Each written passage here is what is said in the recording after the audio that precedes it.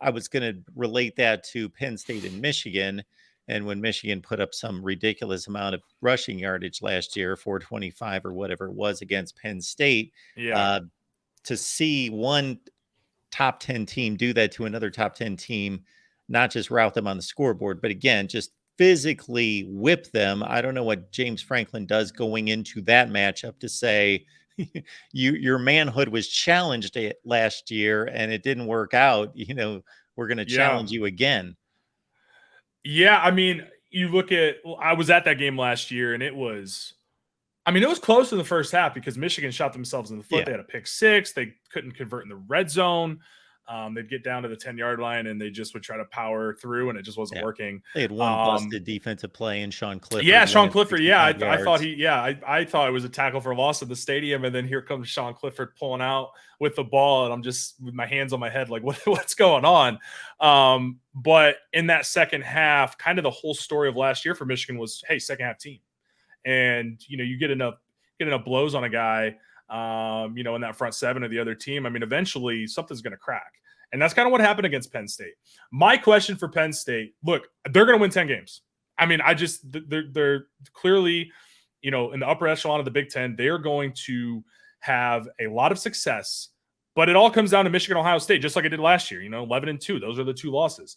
My question for Penn State, and if the Penn State fans that are in here, if they want to correct me, I just don't think they have guys up front that can play a true nose tackle position or kind of in that similar build of a big, one tech or a three tech. I don't think they have those guys that can hang with Michigan's offensive line.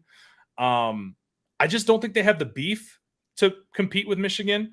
Now, look, that's going to be a tough game. That's probably that's definitely the game that I'm probably most nervous for outside of Ohio State because I just am a nervous wreck for that game no matter what. But going to Happy Valley, it's at noon. It's not at night. It's not a whiteout. So Michigan dodged a bullet there. But that's going to be a tough environment. They want that game.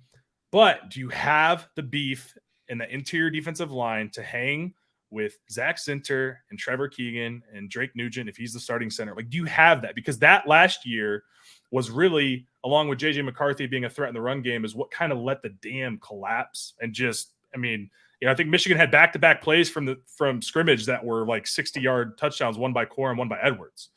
And then they both added another touchdown throughout the game. So they both had, I think, over 180 yards, close to 200 each, 2 touchdowns. Do you have the guys up front to compete with what Michigan has coming back at offensive line? I don't know. Tanner, did you see this? Somebody DM'd me Dave Wannstedt's top 5 defensive lines in the Big Ten. I don't agree with this at all. Michigan 5, Ohio State 4, Iowa 3, Illinois 2, Penn State number 1. I mean, Penn State's got some guys on the edge. Sure. They got some pass rushers. Look, I'm always going to have just an intrinsic bias as a Michigan. I mean, look at my hat. Come on.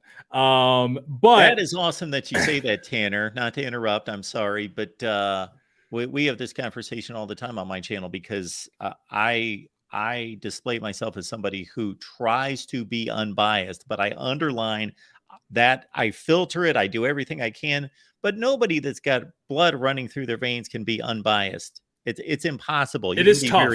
You can be really close, but it's impossible. We're emotional. We're human beings. Yeah. So it is tough, but I mean, look, Penn State has some guys on the edge, man. I'll give you that. And look, Ohio State's got a ton of talent. They got a ton of talent on that D line.